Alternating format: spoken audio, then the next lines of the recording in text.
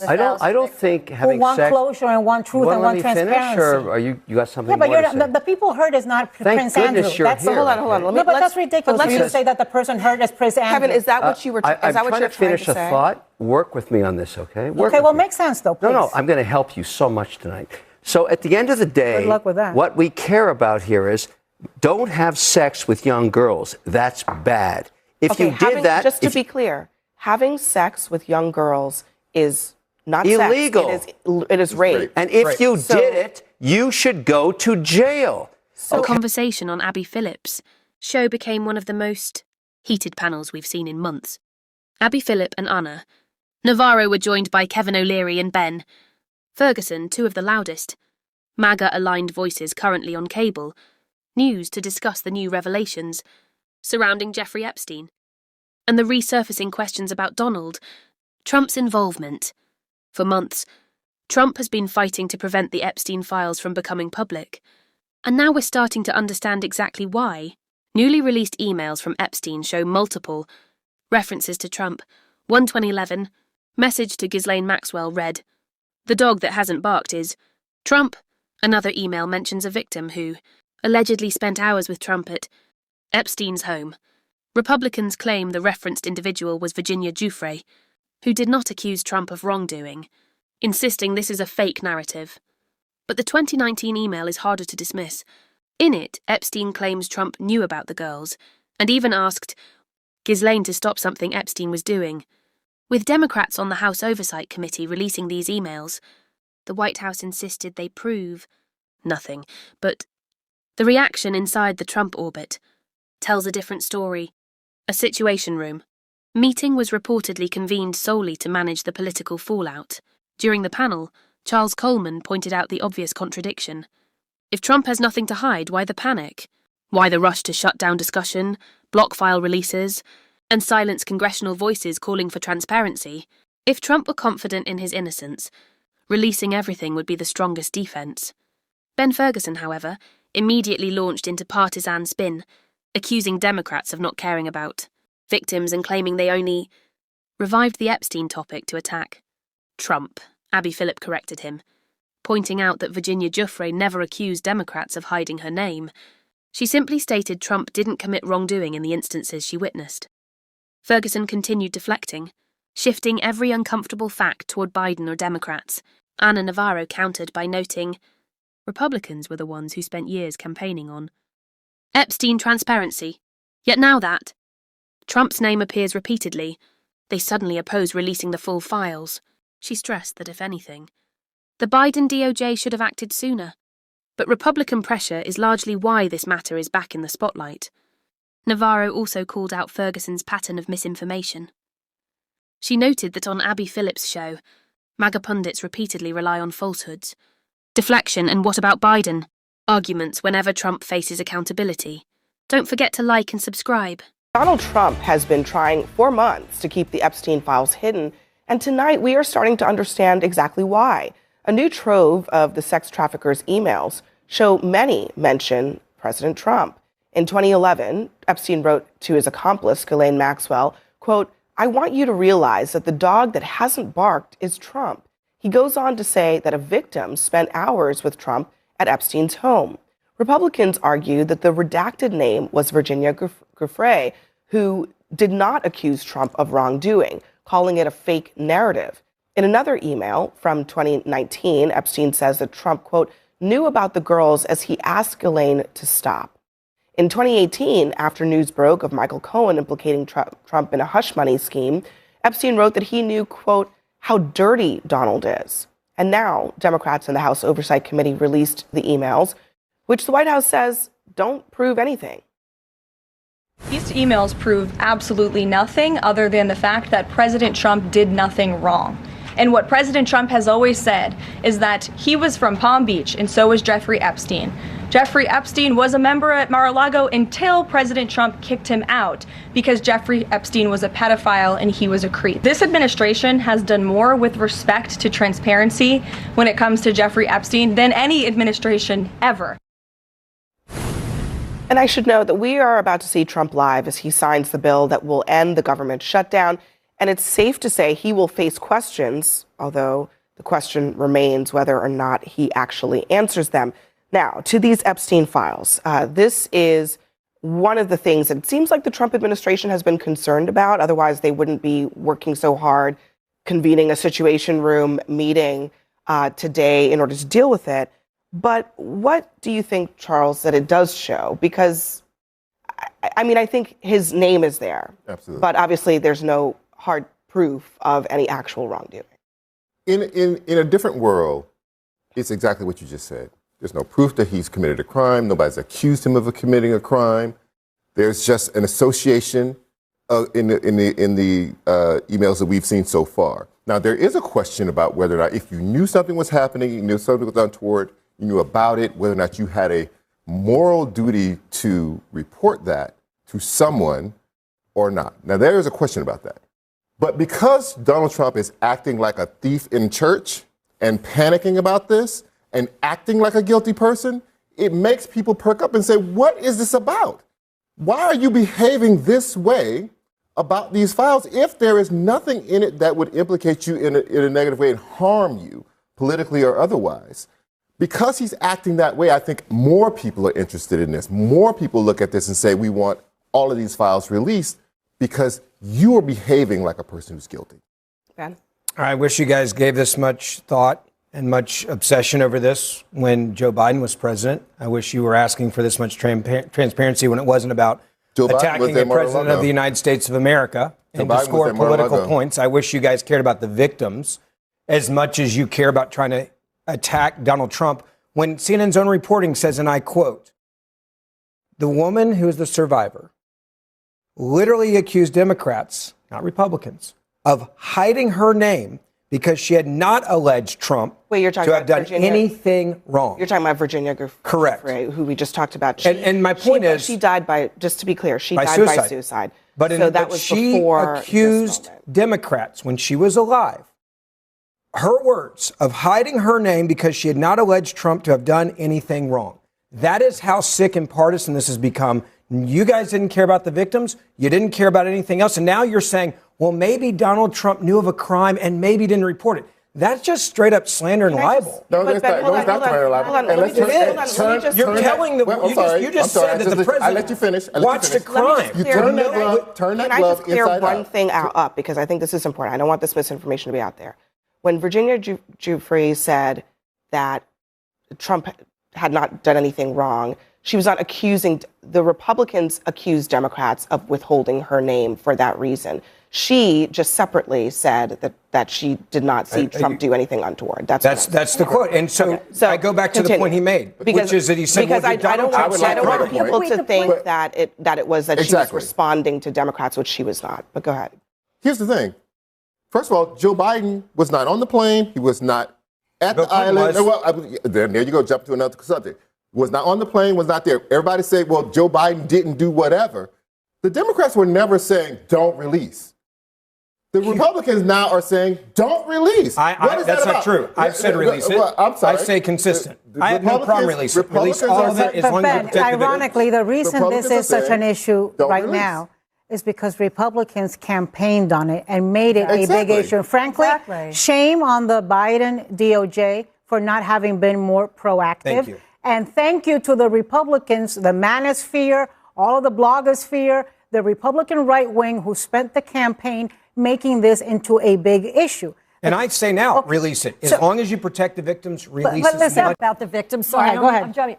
No one cares about the victims. The whole exercise. The Democratic Party did not care about Jeffrey Epstein until it's politically expedient to go after Donald Trump, which is why we started the show. The government just got unshut down, and we're like, Jeffrey Epstein. Wait a minute. You can say it over and over again. That's a crazy, absurd talking point, and I don't even know what the point of you going in that direction is. Everybody here cares about the victims. That's why we're going down this avenue to expose what went on and what is covered up.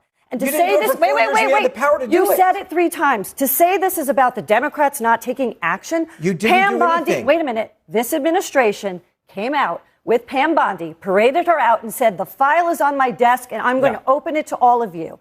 Kash Patel, same thing. Nothing is coming out. A lot's come out. That's not true. I'm sorry. A lot has come out. Yeah, because Democrats are pulling it out, and Republicans are pulling it out. He who doth protest too much has something to hide. Stacey, I want to get you on this because I think this is important. A few months ago, the Deputy Attorney General interviewed Ghislaine Maxwell. Yes. She said this when asked, well, in the context of this interview about Donald Trump. Listen to what she said. I think they were friendly, like people are in social settings. I don't think they were close friends, or I certainly never witnessed the president in any of, I don't recall ever seeing him in his house, for instance. So, okay, she just said that. Yeah. She's been moved to a lower security prison. Yes. Based on the emails that presumptively the DOJ has in their possessions, that would be a lie. It looks like a flat-out lie. So there's no secret that she's seeking a pardon. Todd Blanche can now fly back to Texas in the lower security prison she's been moved in and ask her a very key question that came out from the emails today, which we showed at the beginning of the show, which is from Epstein. Of course he knew about the girls as he asked Ghislaine to stop. Stop what? Maybe Todd Blanche should march back to Ghislaine, who is willing to speak with him, she says, and so do her lawyers, and ask him, what did Trump ask to have stopped? Can I just say this? Look, let's put this in context and think about when this was happening.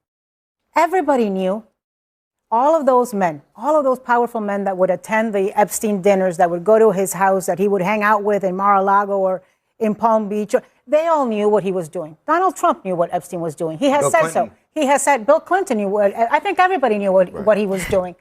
And it was a different time in America.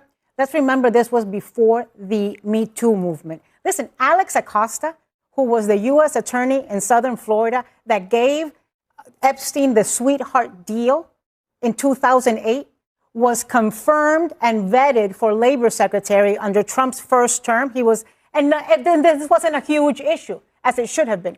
The Me Too movement was in 2017. The expose in the Miami Herald by Julie K. Brown, Perversion of Justice, was in 2018. That put the heat right back on Jeffrey Epstein. But before that, people knowing that he had already served time under that sweetheart deal were still hanging out with him. And I'll tell you what I think Donald Trump, serious question, was Donald Trump hanging out with him after he served time? They actually had a falling out over a real estate deal. And Jeffrey Epstein always thought... Hold on, simple question. Did they hang out after he went to prison? The answer is no. Okay, did they hang out enough for Donald Trump to know that Jeffrey Epstein was with enough that he clearly says a creep and kicked him out of Mar-a-Lago? I agree. He found out and got rid of him. The guy says that he wasn't a member of Mar-a-Lago. Hold on, guys. Jeffrey Epstein. Are you going to trust the pedophile or are you going to trust Donald Trump? I don't trust either of those two guys. That's on you. But I mean, let's see. Are they the same? Ben Ferguson. Are you going to, there are a lot of people, as Donald Trump would always say, many people say one and the same. Ben Ferguson's not going to admit that because he's there to lick the boots of Donald Trump every night. You can't have it both ways. Because Donald Trump has never lied before. Guys, give me 1 second Donald Trump has never lied before. That traffic girls, Ben young and Ana. And a guy who boasted about sexual assault, Ben. And a guy who's been convicted of 34 counts. No one can hear you. No one can hear you. Okay? That's why I'm asking you to settle down. Kevin is sitting here like a church mouse in the corner. No, I love not chaos. saying a word. I love chaos. I love chaos. Kevin, listen. I love it. I love chaos. The White House, you're a smart guy. The White House, they convene a Situation Room meeting. They bring Lauren Boebert over to the White House to try to strong-arm her into not voting to release the Epstein files. If this is a nothing burger, as Ben is suggesting, why are they acting so aggressively to shut this whole thing down? Why not say, actually, let's release the Epstein files? You're not going to find anything in here that incriminates the president. So let's just look at facts, because, everybody has a political position on this. Epstein's still dead tonight, still dead. All the people that have been really hurt by this actually were caught lying in a scandal, including a member of the royal family was stripped of his titles, all that. Say that again? All the people that were really hurt? Yeah. The people that were really hurt are the women, Kevin. And I'm the not young girls. I don't think having who want sex, closure and want truth and want transparency. Finish, or are you got something but more to say? the people hurt is not Thank Prince Andrew. You're that's here. Hold on. But that's ridiculous for you to say that the person hurt is Prince Andrew. Kevin, is that what you were? I'm trying to finish a thought. Work with me on this, okay? Make sense though, please. No, I'm going to help you so much tonight. So at the end of the day, good luck with that. What we care about here is don't have sex with young girls. That's bad. If you did that, just to be clear, having sex with young girls is not illegal. Sex. It is rape. And if you did it, you should go to jail. Okay? Insinuating this on everybody, that anybody had anything to do with Epstein, that everybody involved had sex with young girls, is a falsehood. Now, those that did it, by the time this is over, are screwed. And they should be screwed. And there are victims. But at the end of the day, so much of this, as you've just seen here tonight, is completely political. As the debate continued, Abby Phillip played comments from Ghislaine Maxwell's recent interview, where Maxwell claimed Trump and Epstein were merely friendly in social settings. But with new emails suggesting Trump knew about the girls, the panel questioned whether Maxwell, currently seeking a presidential pardon, had motivation to lie. Kevin O'Leary argued that Epstein's crimes shouldn't mean everyone associated with him is automatically guilty, but the panel pushed back. No one suggested guilt by association. The question is whether Trump or others had knowledge of crimes and failed to act, or worse, participated. Navarro reminded viewers that long before the Not Me Too movement, many powerful men were still willing to socialize with Epstein even after he served time for sex crimes. The discussion shifted to Trump's own statements. Trump famously said he knew Epstein liked young women, on the younger side. Navarro also pointed out that while Trump later claimed to have kicked Epstein out of Mar-a-Lago, Epstein himself insisted he left after a real estate dispute. Neither Epstein nor Trump are particularly reliable narrators, leaving the truth somewhere in the middle. Ben Ferguson repeatedly attempted to derail the discussion by invoking Joe Biden.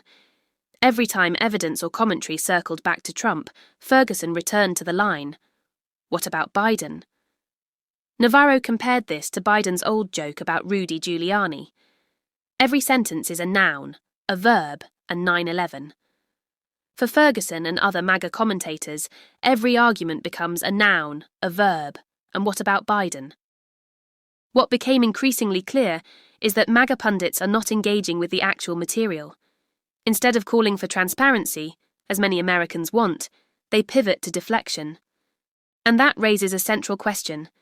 If Trump is innocent, why fear the files being released? Even Kevin O'Leary's stance wavered. While trying to remain neutral, his dismissive tone and odd choice of words, at one point implying Prince Andrew was among those hurt the most, revealed his own blind spots. Navarro quickly corrected him, emphasizing that the only true victims are the young girls exploited by Epstein and his network. The panel eventually cut away when CNN aired a live segment of Trump signing a bill to end the government shutdown. But the takeaway from the debate was unmistakable. There is enormous public interest in the Epstein files, and the behavior of Trump's allies only amplifies suspicion. After the panel, the conversation turned toward commentary.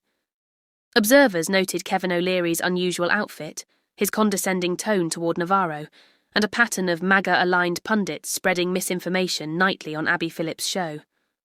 The broader frustration is that these discussions always devolve into political theatre instead of centering victims or seeking full truth. Don't forget to like, subscribe, and see you in the next video.